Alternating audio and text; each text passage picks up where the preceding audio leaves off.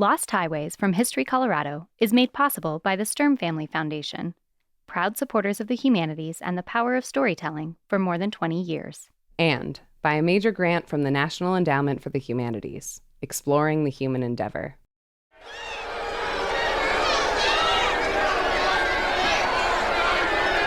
When I was a kid, growing up in Colorado Springs in the 1980s, everyone knew that if there was ever a nuclear war, we were toast.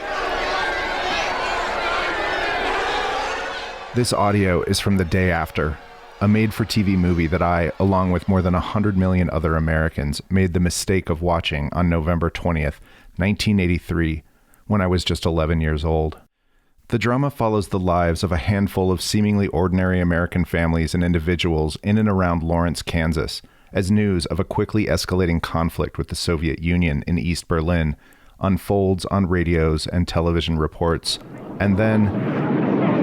What's going on? The sky is filled with missiles. Those are Minuteman missiles. Like a test, sort of. Like a warning? They're on their way to Russia. They take about 30 minutes to reach their target. So do theirs, right? And then...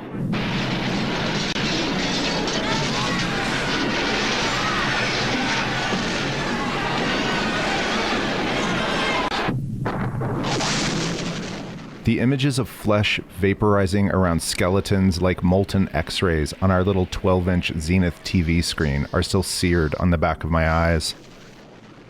After the bomb explodes over Lawrence, the family of wholesome farmers who've taken shelter in their well-stocked basement outside the city face the horrifying prospect of survival. That's Rusty. Dad, we left Rusty. We might be down here a long time. There's not going to be enough food and water for Rusty. You mean he's just going to die out there?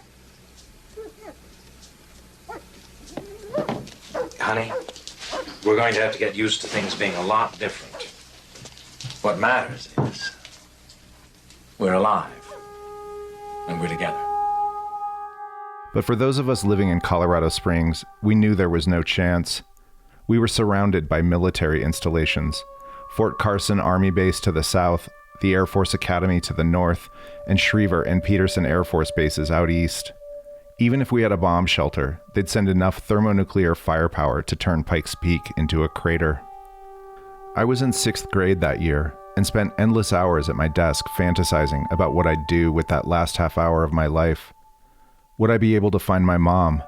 Would I get to kiss a girl for the first time and then go find my mom? Would we go down in the basement, or would we go out into the middle of Nevada Avenue and fix our eyes in the clear blue above the mountain skyline and wait for the horsemen from Russia to arrive with our apocalypse? Maybe we would make it if only we could somehow get to NORAD, a city on literal shock-absorbing springs built inside Cheyenne Mountain. It had a 25-ton, 3-foot-thick blast door, a lake full of fresh water, a diesel generator, and food for months. And maybe we could even bring our dog.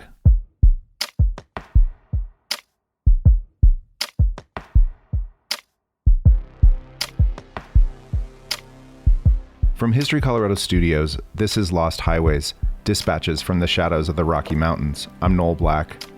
On this episode, we'll take you inside the history of NORAD, or North American Aerospace Defense Command, and we'll take you inside the Cheyenne Mountain Complex, the base that has stoked the pop cultural imagination of generations with movies and shows, from Dr. Strangelove to Stargate to Interstellar. As the war in Ukraine and Chinese spy balloons entering American airspace have brought long dormant fears of a nuclear attack back to public consciousness, we'll look at the way the Cold War reshaped and modernized the already militarized American West as it became the stage for a global high noon with the Soviet Union.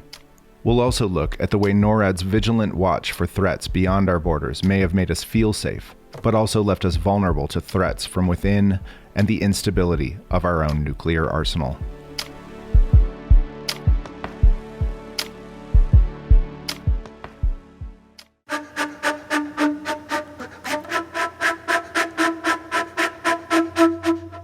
Despite the fact that I grew up just 10 miles north of NORAD, The first time I knew anything about it was from another, far less depressing movie I saw in the summer of 1983, just a few months before The Day After aired on TV.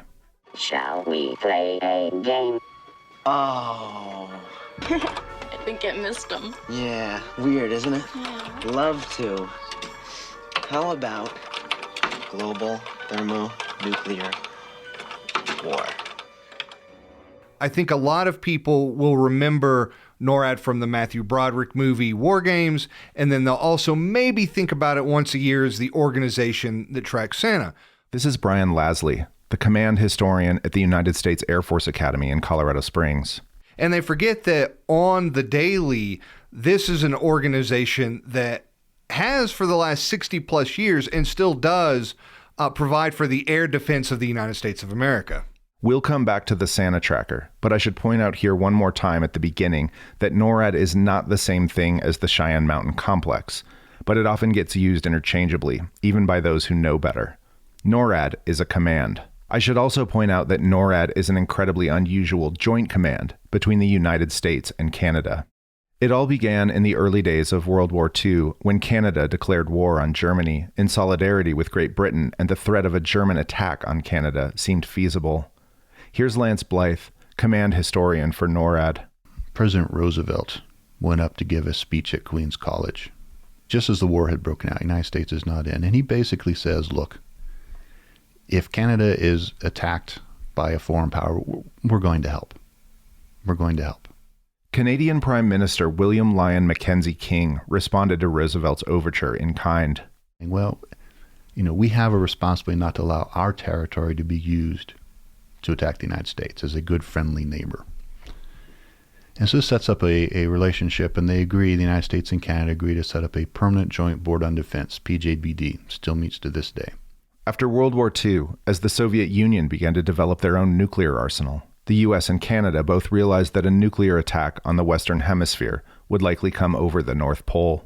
Though the world saw the horror of the atomic bombs the US dropped on Hiroshima and Nagasaki, Lasley says that most military strategists believe that atomic weapons could and would be used again. It doesn't take long for the United States government to realize that this kind of changes the game, right? Yeah, it's a really big bomb, but this kind of changes the game. And so that gives the United States Army Air Forces its real reason for existence, right? Up until 1947, the Air Force had been part of the Army. But there was a growing sense that it needed to be its own branch, especially with the advent of atomic weapons, which were delivered in B-29 bombers. The United States had a brief monopoly on atomic weapons, but then, on August 29, 1949,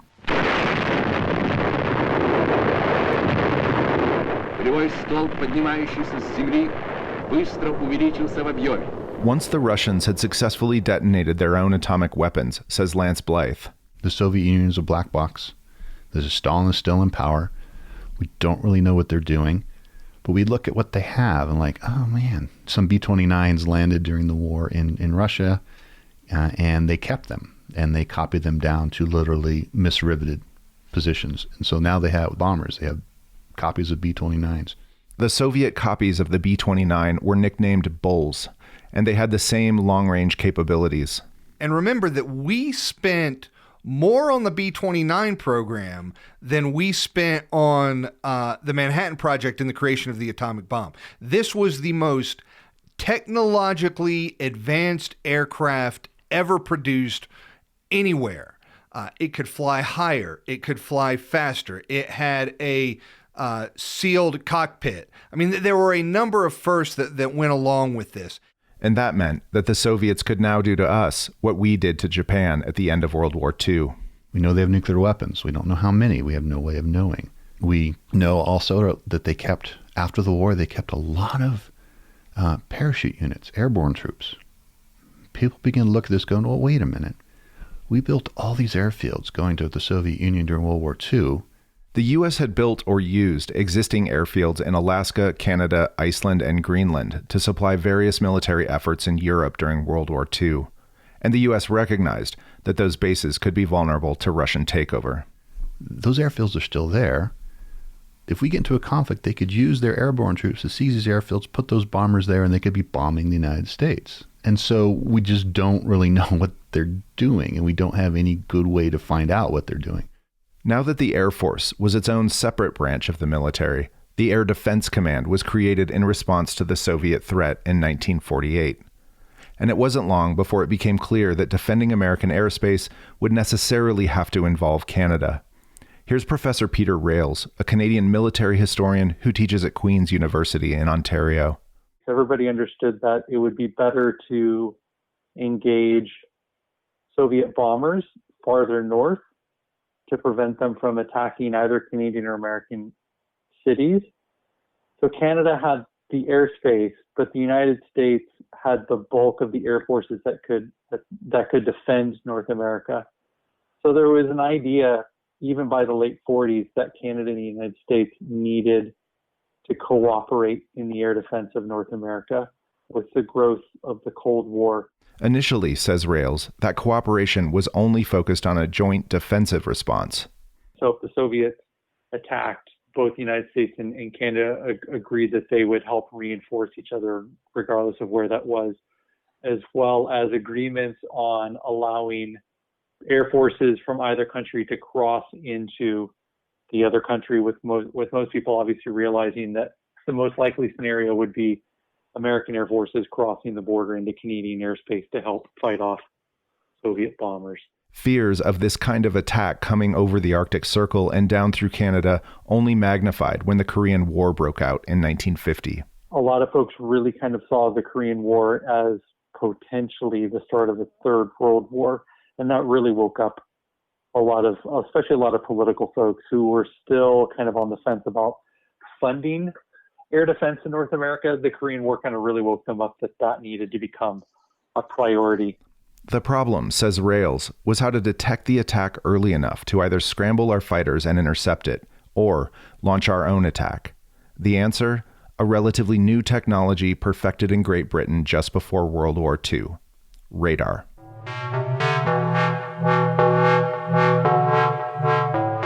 Beginning in the late 1950s, the United States and Canada jointly built a series of 3 radar fences, or tripwires, across the width of the North American continent.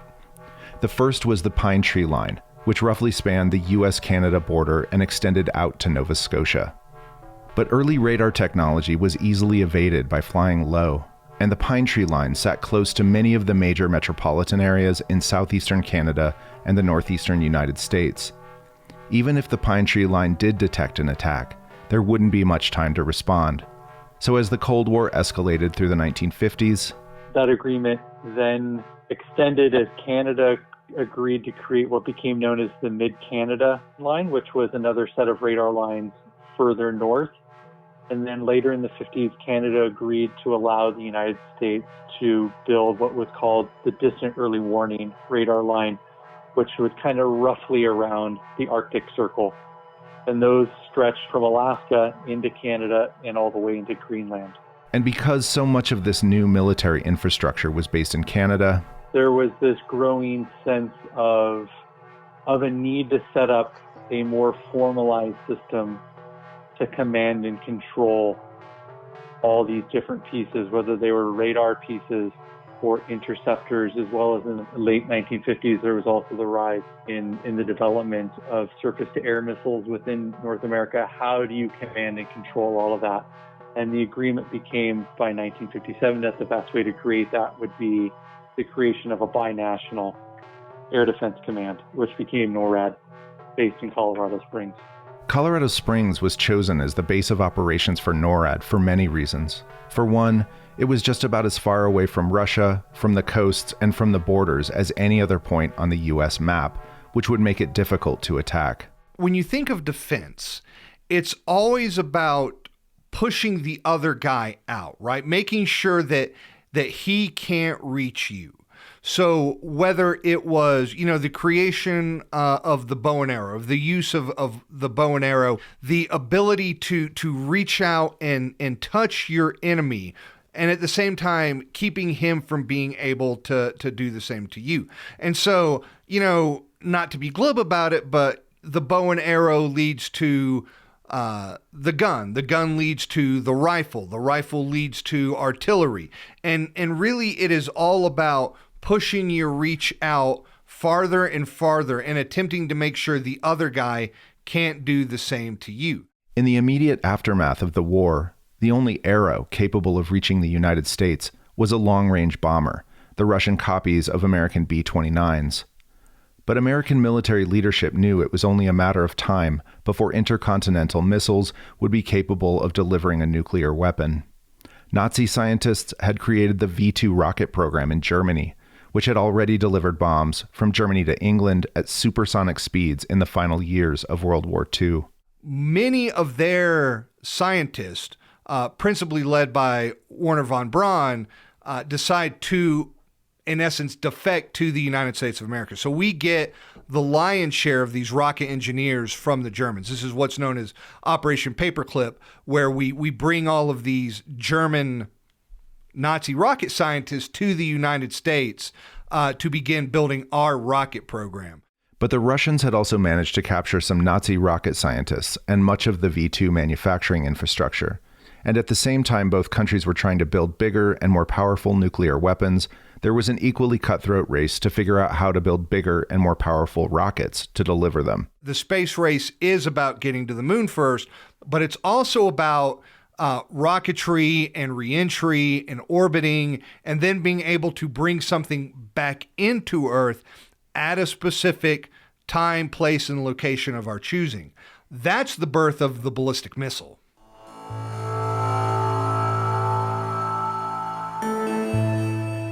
To defend against these faster, longer-range arrows, you'd need to be as far away from them as possible to buy as much time as possible to decide whether or not to launch a counterattack.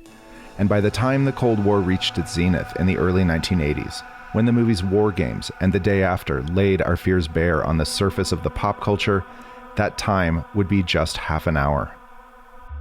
But Colorado Springs in the 1950s wasn't just a convenient point on the map with a moat of land the size of a continent for the newly formed North American Air Defense Command. In the years immediately following World War II, almost overnight, Colorado Springs had already become a kind of castle for the U.S. military. Unlike most Western cities, we had no core economic base here. This is historian Matt Mayberry, director of the Pioneers Museum in Colorado Springs. We were built on this idea that we were a great climate, a beautiful setting, a place that would be attractive to people. Meaning that you always had to figure out what was going to drive your economy, besides tourism. Founded by a teetotaling abolitionist Civil War general and railroad magnate named William Jackson Palmer, Colorado Springs was conceived as a genteel outpost and resort for posh East Coasters and English tourists in the West. When he began selling off lots in 1871, Palmer had already built a branch line off the Transcontinental Railroad that ran south down Colorado's Front Range.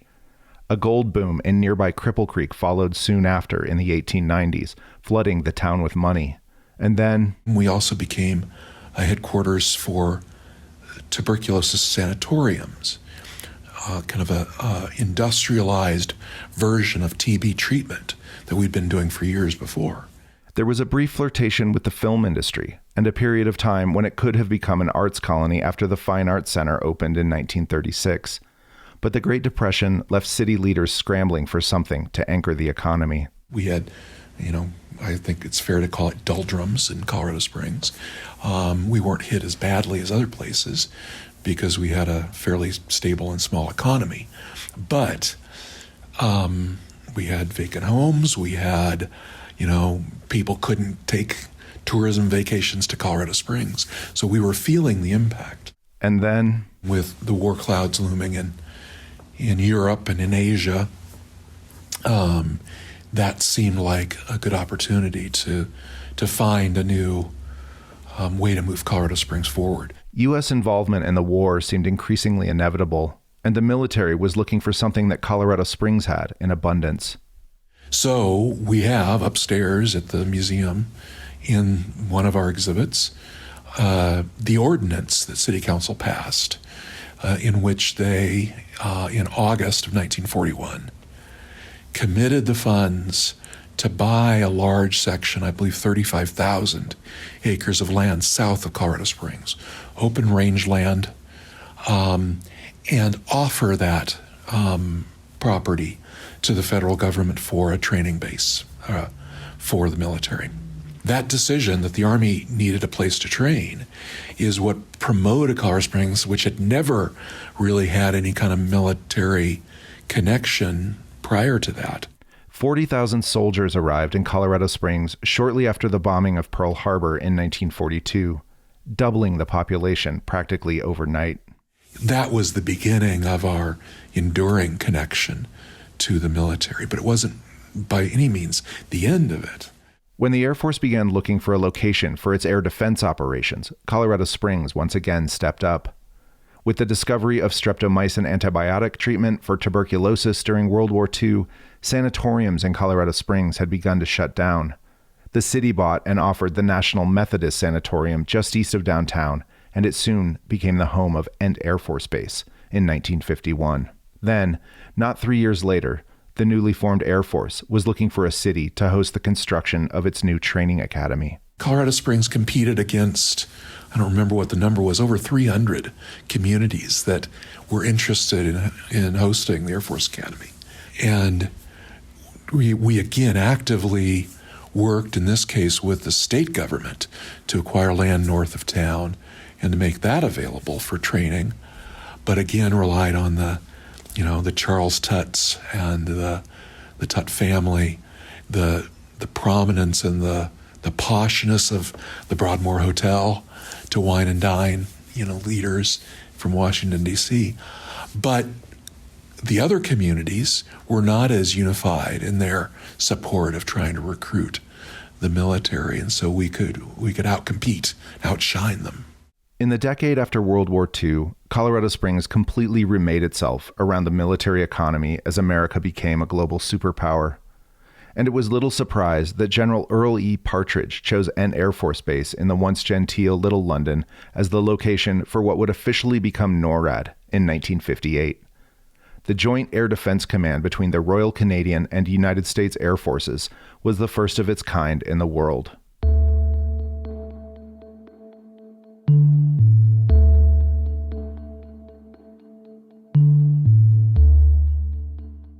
The problem with Ent Air Force Base as the command center for the air defense of the entire North American continent was that it sat right in the middle of town, and it was vulnerable. Here's Lance Blythe again. Partridge's concern is that his current command center is on Ent Air Force Base, and it's literally at the corner of Boulder and Union. And Partridge's looking at going, well, number one, I don't know where I'm going to put the computer here. Number two, it is really vulnerable to anyone on the street. I've got no security here. So he goes and says, I need an underground command and control center. And his idea was what they had done up at the SAC base up in Offutt, up in Omaha, Nebraska. SAC is Strategic Air Command, which controls the U.S. arsenal of nuclear weapons. They just basically dug a 3-story hole, built a 3-story building, and filled it in. That's what he's thinking. But the soil in Colorado Springs was unstable, and it was going to be difficult and expensive to build down. But you have all these granite mountains around here. Let's go look at those. So they proceed to look at putting it inside a mountain. Cheyenne Mountain looked to be the perfect location. Nearly solid granite at its base and located just a few miles west of Fort Carson, it could also be constructed and reinforced to withstand any of the existing atomic weapons. And, says Lance Blythe, there was a decline in some of the hard rock mining in Colorado at that time, so there were a lot of miners available to do the work. And all you really had to do was blast in a series of tunnels. Blast it, dig it out, blast it, dig it out. They knew how to do this. They had not maybe done it at the scale, 3 stories high, effectively, but they had done it. So it only took about a year to excavate the whole thing. In hard rock mining, once a shaft was excavated, it would be timbered or supported by beams to prevent collapse.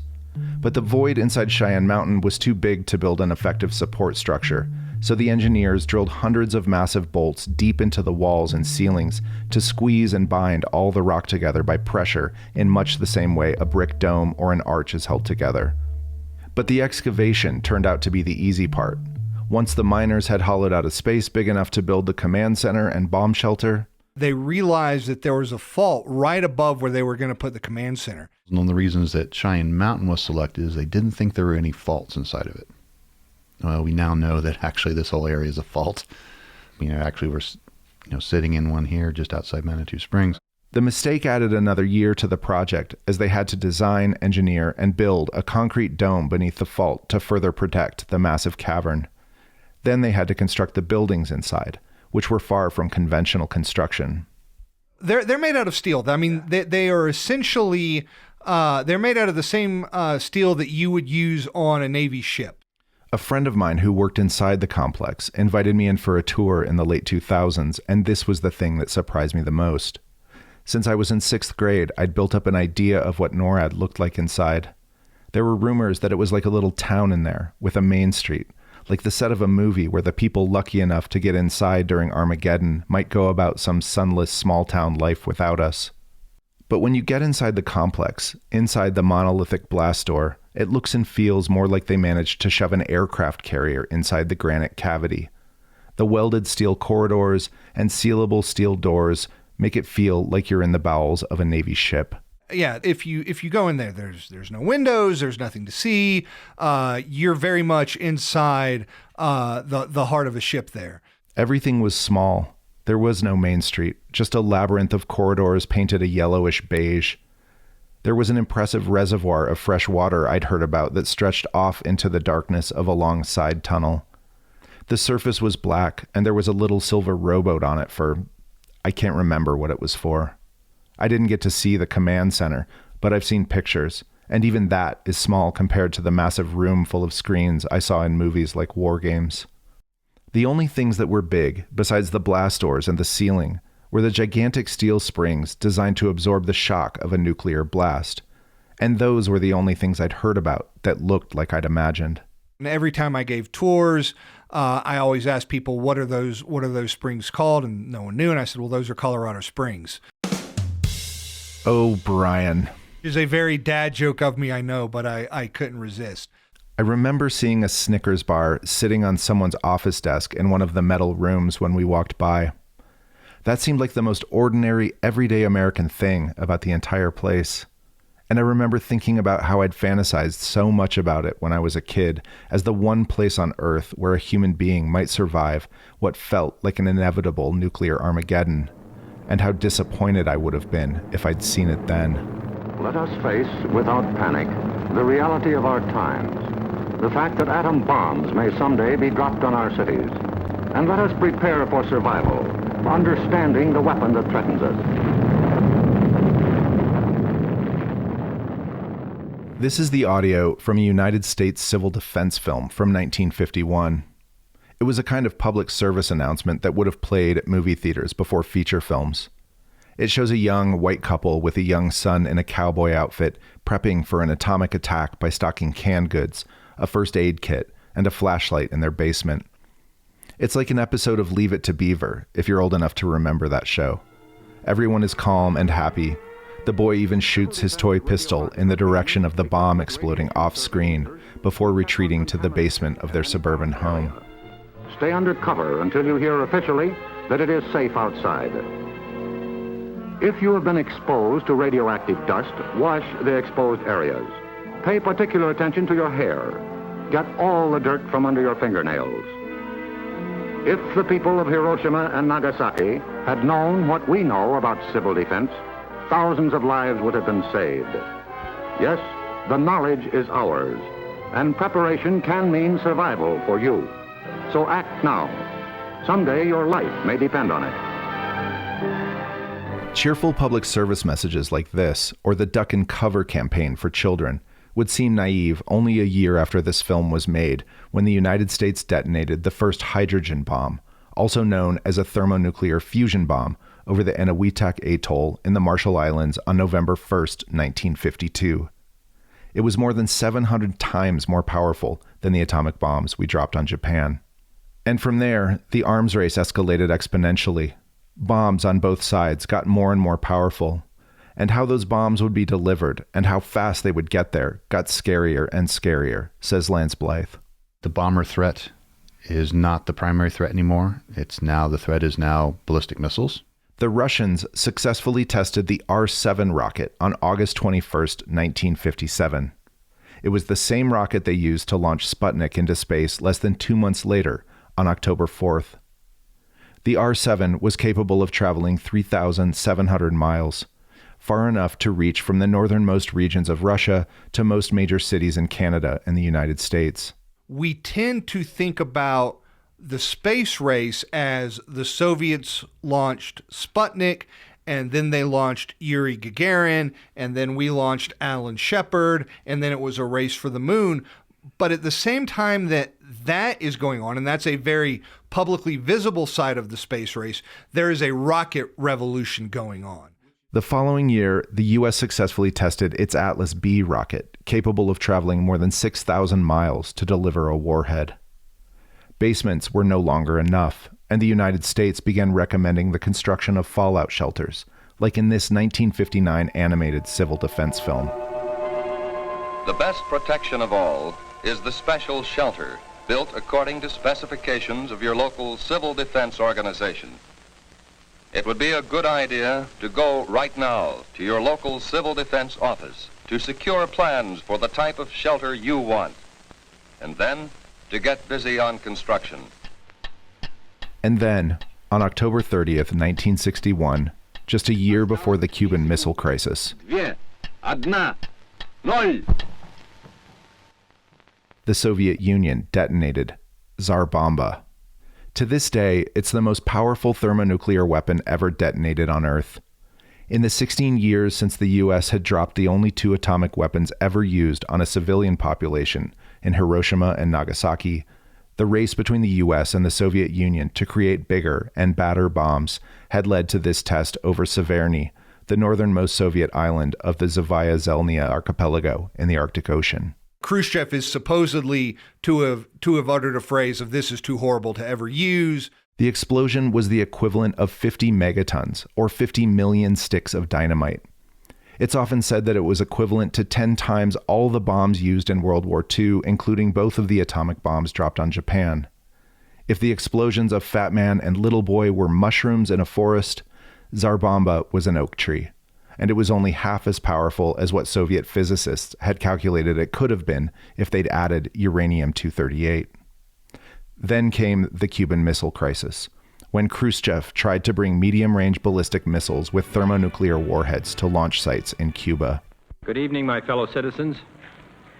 This government, as promised, has maintained the closest surveillance of the Soviet military buildup on the island of Cuba. Within the past week, unmistakable evidence has established the fact that a series of offensive missile sites is now in preparation on that imprisoned island. The purpose of these bases can be none other than to provide a nuclear strike capability against the Western Hemisphere.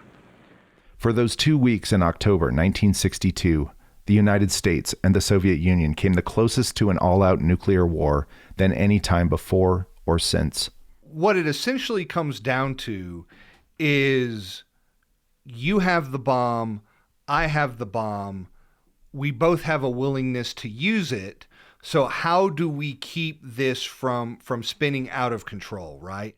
It was high noon on a global scale, but no matter who shot first, both were guaranteed to die. All you could do was keep staring, refuse to shoot first, and refuse to stand down. Ultimately, both Kennedy and Khrushchev blinked. Khrushchev withdrew the missiles from Cuba in exchange for assurances that the U.S. wouldn't invade, and secretly, Kennedy agreed to withdraw U.S. missiles from sites in Turkey and Italy. This, says Brian Lasley, was the beginning of America's strategy of deterrence. And so what you end up with, the kind of the ultimate take on this in the 1960s is what we would call mutually assured destruction. So if you launch, I'm going to launch, and it's going to end up very bad for both of us. So therefore, the best answer is neither of us to launch. NORAD's role in deterrence would be to keep the watch without blinking from inside the mountain, ever ready to sound the alarm the moment an attack might come. That way, the U.S. would have time to launch a counterstrike. As long as NORAD was watching, we were safe, and it became a kind of symbolic fallout shelter for the American mind.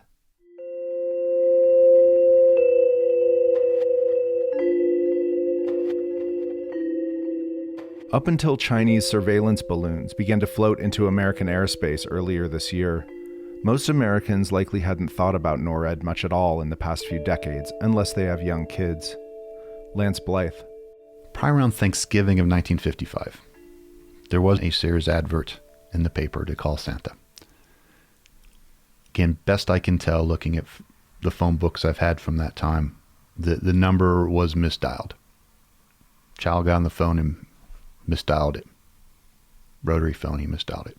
And then ended up calling the operations center. And Colonel Shoup was the guy on watch. And I guess he's a little curt with the kid. But then Shoup, was a savvy guy. He went, oh, hey, wait a minute. And so he goes to his public affairs, the PA people, and they put out a press release about, haha, isn't this a funny story? And then Christmas 1955, NORAD realizes, hey, this is kind of fun. It's about Christmas, about kids.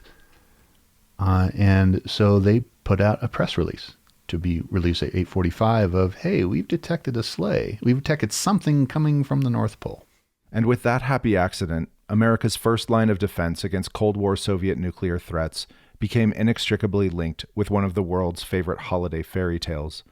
NORAD could detect anything coming into Canadian or U.S. airspace, even Santa Claus. It was a sudden realization that this was a way people could be told, educated a little bit about this command that was there doing these things, but in a way that was not, was perhaps not as threatening, not as spooky. In the years that followed, the NORAD band, yes, there was a binational NORAD band, put out a Christmas record that they sent to radio stations. And on the B side of that album, of that record, would be a series of announcements to be played at specific times, saying, hey, we detected, hey, we think this is going on, so the radio stations could play this. Radar units of the North American Air Defense Command have been tracking an airborne object for some time now. It's been tentatively identified as a friendly one-man vehicle, and we are almost certain the pilot is Santa Claus. However, we are required to make positive identification through radio contact with the object. Let's listen. Hello, this is NORAD. Please identify yourself, over.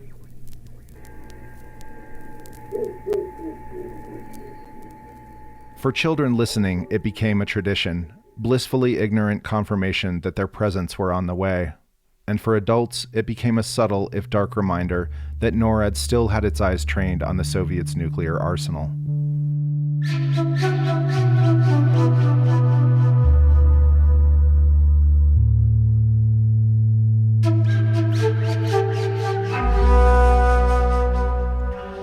In the 60 years since the Cuban Missile Crisis, there have been a few notable scares at NORAD that we're aware of, and both of those were based on faulty information.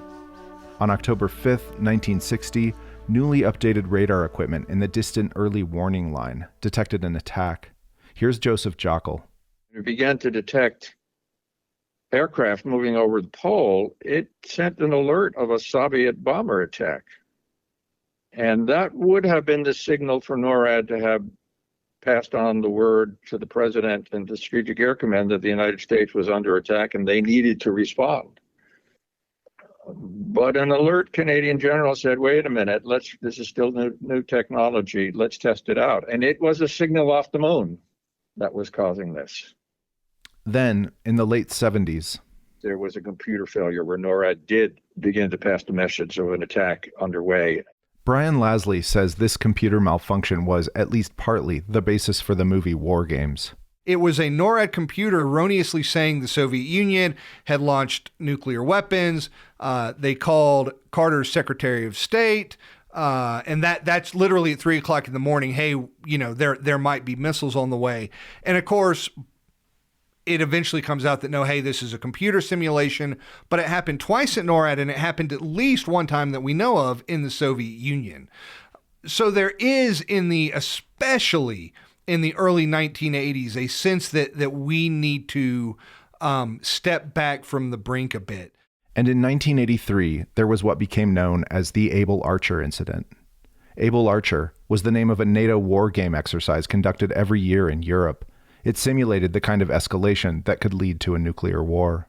But there are reports, and whether or not these can be believed or how truthful they were, that the Soviets thought this was a precursor to an invasion. Therefore, they put their bombers and their missiles on high alert. We actually came really close to the brink of nuclear Armageddon.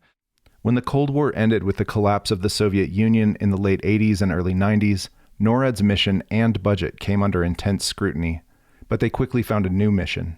Here's Canadian military historian James Ferguson. After the end of the Cold War, no one in Canada realized that what NORAD started to do was assist in the war on drugs, providing surveillance input for civil authorities, the policing authorities, to intercept airborne drug carriers coming into North America. Brian Lasley. But with the dissolution of the Soviet Union in the 1990s and into the 2000s, there's a sense that does NORAD still have a mission? Well, obviously, yes, the Russians still have nuclear weapons. There are still other countries that poses harm. But there is a period of the unknown in the 90s until 2001. But then, on September 11th, 2001, NORAD found itself facing a threat it had never anticipated. NORAD is up and out, looking out and away. They were not looking really for internal threats on September 11th, 2001. NORAD is actually running an exercise on that day, and when the FAA calls NORAD, the guy who picks up the phone says, "Hey, is this real world or is this exercise?" NORAD did scramble some jets that morning in response to the hijacking and was eventually able to shut down North American airspace. But, says Lance Blythe, the protocols for hijacked aircraft were basically just follow, because previously all hijacked aircraft were then flown somewhere, landed, and demands were made. Up until that point, any objects originating within the United States were considered friendly or non-threats. But 9/11 fundamentally changed that, and not just for NORAD, but for the entire country. The Soviet Union had been a conventional enemy, a nation-state with nuclear capabilities that was clearly outside our borders, over there, on the other side of the globe. If an attack came, it would be ordered by the political leadership. NORAD had been postured to deal outwardly. Its role was to detect and respond to a Soviet or Russian bomber attack or missile attack. There was some capability domestically, but that wasn't the orientation within the entire system. So it was caught by the 9/11 hijackings unaware. And with 9/11, the idea of clearly delineated threats and where those threats might come from was completely upended. We'd gotten so good at looking outward for big existential threats that we forgot to look inward and see that we were vulnerable to much smaller, asymmetrical attacks that could happen anywhere, at any time, without warning. And the fears we once had of an apocalyptic, planet-killing event gave way to broader fears of the unknown.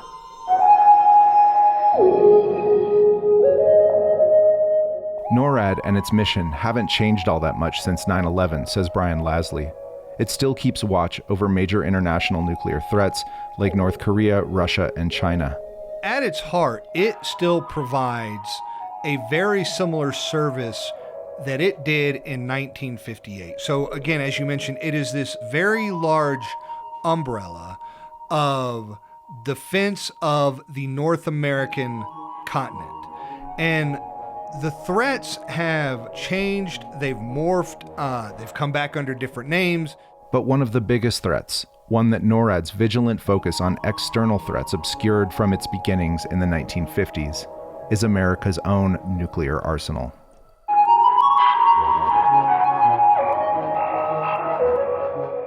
My name's Eric Schlosser, and I'm the author of the book Command and Control.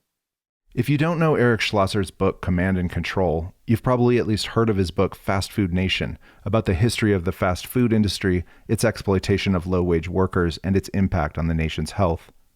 Schlosser did much of his research on fast food chains in Colorado Springs, and while he was here in the late 90s, he visited the Cheyenne Mountain Complex and Peterson Air Force Base, where NORAD is now headquartered. I decided to write something about the future of war in space and started spending time with members of the Air Force and the U.S. Space Commands. And I thought it was fascinating, but many of the people at Peterson Air Force Base had begun their careers as ballistic missile launch officers. It was sort of a logical career path to go from, involvement with missiles to the Space Command. And they started telling me stories from the Cold War about accidents and incidents involving nuclear weapons. And I had never heard anything like it. I mean, these stories blew my mind. And one of them told me the story of an accident at a Titan II site in Damascus, Arkansas, which had the most powerful nuclear warhead that we ever built on top of this missile. And I just was amazed that I'd never heard this story. Instead of writing a book on the future of war in space, Schlosser decided instead to write about the near-catastrophic incident in the silo in Arkansas when a rocket technician dropped the head of a socket wrench that pierced the fuel tank on the Titan II missile and set off an explosion that could have detonated the warhead and destroyed Little Rock, Arkansas. More broadly, it's a cautionary investigative history of America's underreported accidents with its nuclear arsenal and weapons control systems. So oddly enough, the book Command and Control really began in Colorado Springs, like my previous book did. The book is terrifying, and the word control in the title comes loaded with irony. Much of the book is about how this technology was out of control and difficult to control and always on the verge of catastrophe. And I mean, they weren't sure when they detonated the first atomic bomb, and later when they detonated the first hydrogen bomb, they were not sure whether the detonation might set the Earth's atmosphere on fire and kill every living thing on Earth. I mean, they did all kinds of mathematical calculations, but they didn't really know until they did it. The story of the Titan II missile incident in Arkansas is the most chilling of the close calls in Schlosser's investigation, but it's the accretion of the dozens of other near misses that could have had the same unthinkable consequences that makes the book so harrowing. Among the details, the reckless ways the military handled the dispersal of warheads around the world, the painful number of decisions made as matters of military ego and scientific arrogance, the almost constant need for maintenance and the increased likelihood of human error in handling that could lead to an accidental detonation, the often spectacular lack of accountability, the frequent carelessness of above and below ground testing, and the willful ignorance of the dangers of radiation.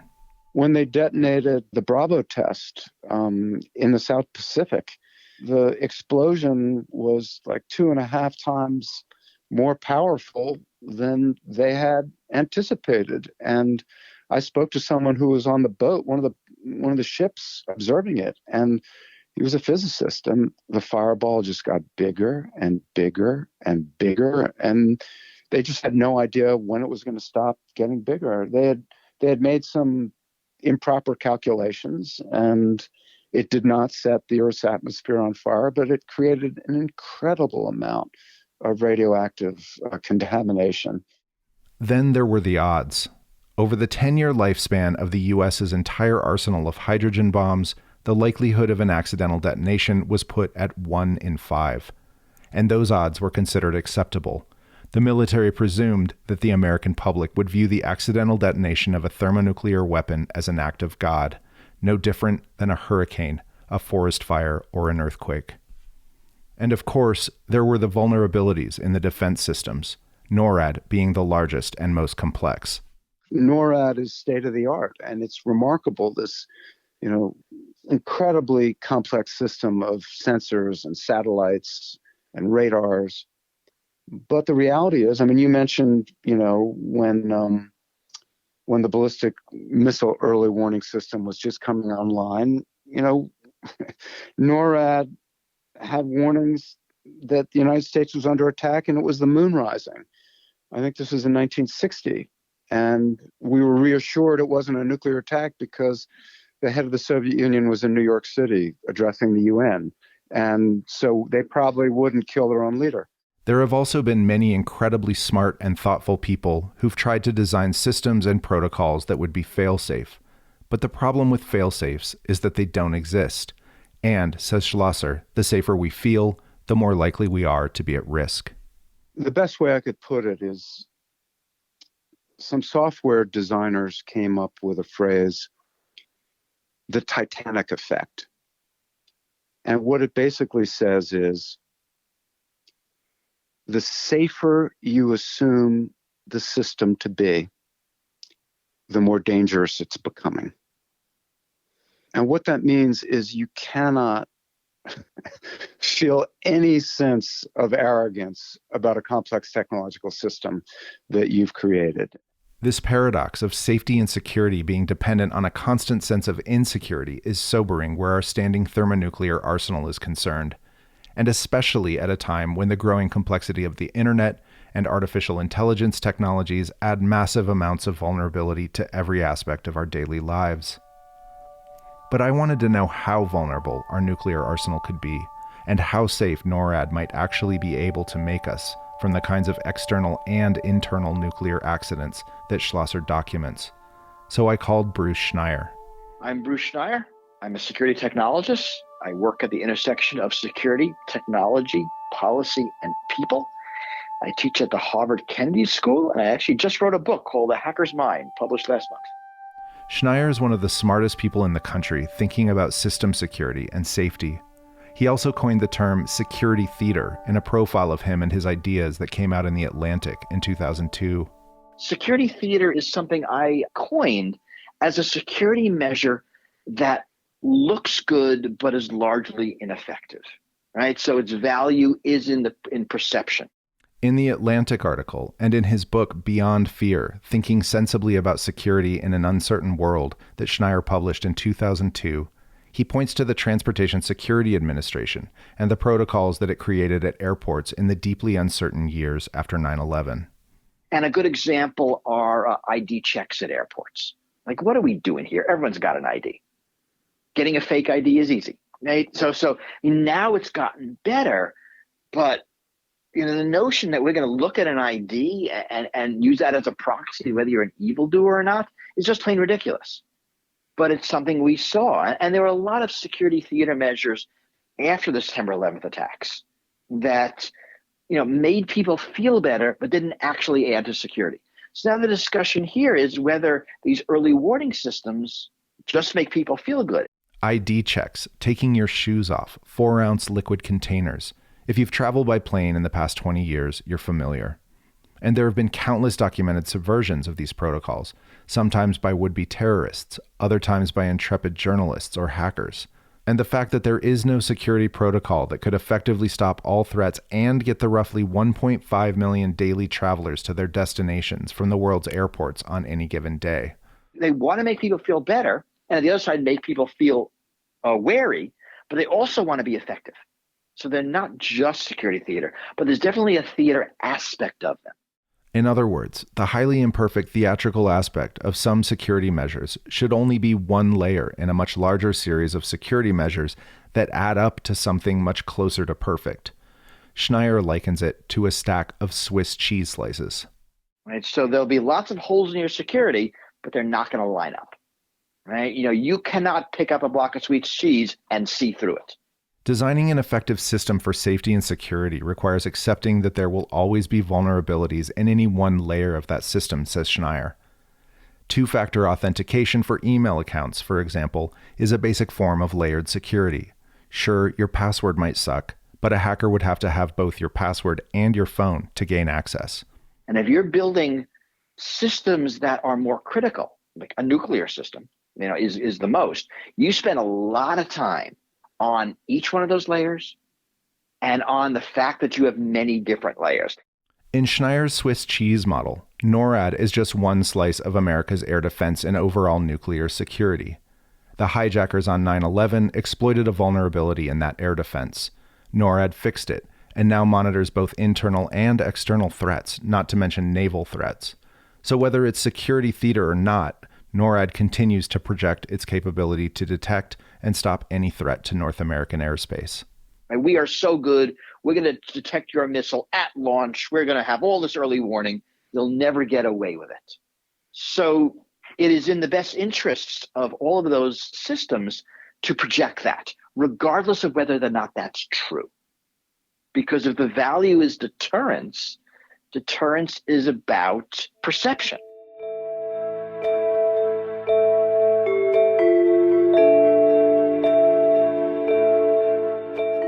But no matter how great the defenses, real or perceived, there will always be holes. 9/11 was a painful reminder of this for NORAD, and even if we could predict and prevent every threat from bad actors, the problem of accidents remains. And it's difficult to design security around incredibly complex systems that always include the possibility of human error. You can't hack accidents. This is what keeps Eric Schlosser up at night. There's never been an inadvertent nuclear war, but when you look at the history, we've come close again and again and again to nuclear catastrophe. And this isn't my view. This is the view of weapons designers and Air Force, high-ranking Air Force officers I interviewed for my book. There is all this managerial skill and technological skill, but there's also been a remarkable amount of luck. And the question is, at what point does luck run out? And do you want the future of your society and of human civilization to be based on luck?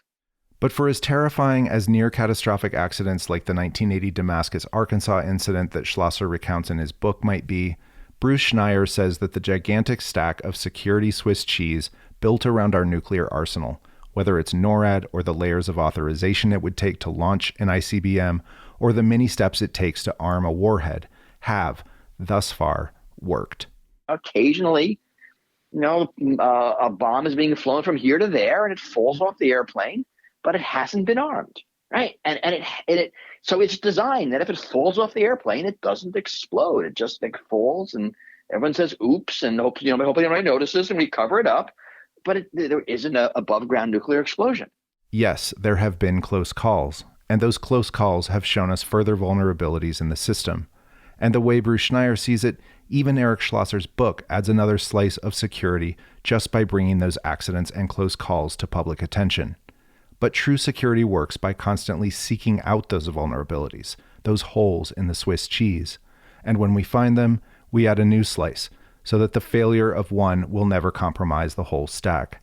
Schneier calls this approach failing well. We're going to get security because we have a lot of different systems. They fail differently at different times in different ways, and it's really hard to get the failures to line up. NORAD has always been a thick slice of our national nuclear security, and Schlosser and Schneier agree there is no perfect system. And with renewed nuclear threats not just from Russia, but the growing number of states with nuclear weapons, the well-known vulnerabilities of the internet, the ongoing threat of domestic and foreign terrorism, and the new uncertainties of AI, the threat of both hacks and accidents only seems to grow. And when you get back to the Titanic effect, what we really need is a constant questioning of these systems. And what will keep us safe is a constant feeling of doubt.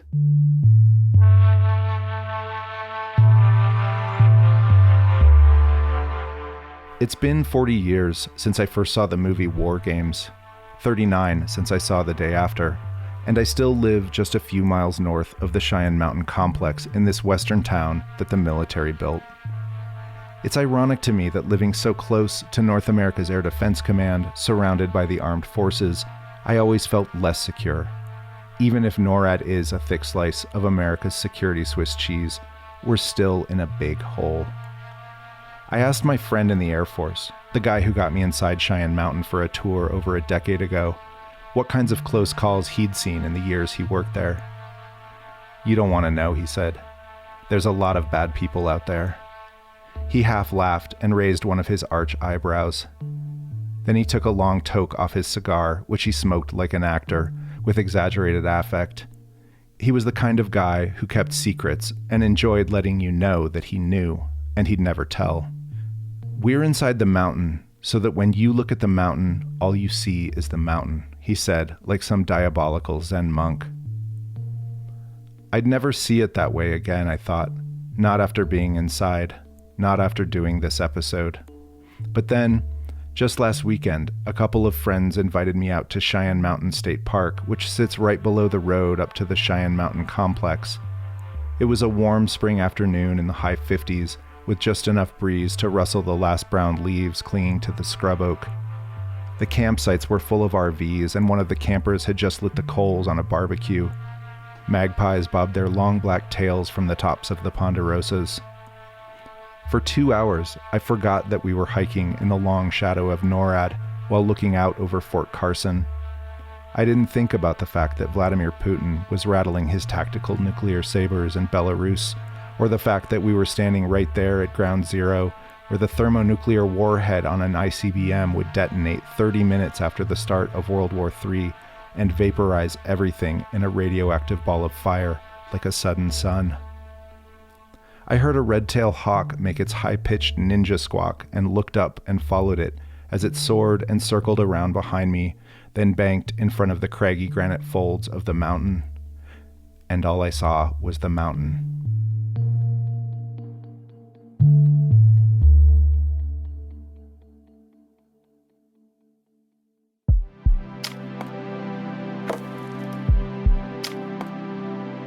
Lost Highways is a production of History Colorado and History Colorado Studios. It's made possible by a generous grant from the Sturm Family Foundation, with particular thanks to Stephen Sturm and Emily Sturm, and by a major grant from the National Endowment for the Humanities, exploring the human endeavor. If you enjoyed this episode of Lost Highways and want to support it, please subscribe, rate us, and write us a review on Apple, Spotify, or wherever you get your podcasts. Also, tell a friend and share one of your favorite episodes. You can find links to individual episodes at historycolorado.org/Lost Highways. Many thanks to our producers, Maria Jose Maddox and Dustin Hodge, and a very special thanks to Craig Richardson, who produced this episode.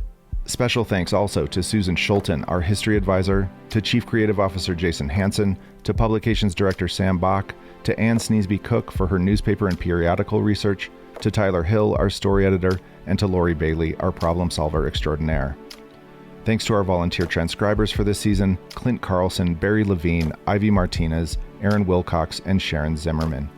If you'd like to see a transcript of any of our episodes, either as a matter of accessibility or because you'd like to use Lost Highways in your classroom, you can find them at historycolorado.org/Lost Highways. Devin James Fry composed the music for this episode, and our theme is by Connor Bergal. Many thanks to our editorial team, Sean Boyd, Kimberly Cronwall, Angel V. Hill, and Marisa Volpe. And to our advisory group, Stephen Sturm, Emily Sturm, Thomas Andrews, Jonathan Futa, Charlie Woolley, Susan Schulten, Tom Romero, and Kara DeGette. Finally, a huge thanks to the entire staff at History Colorado, and thank you for listening. I'm Noel Black.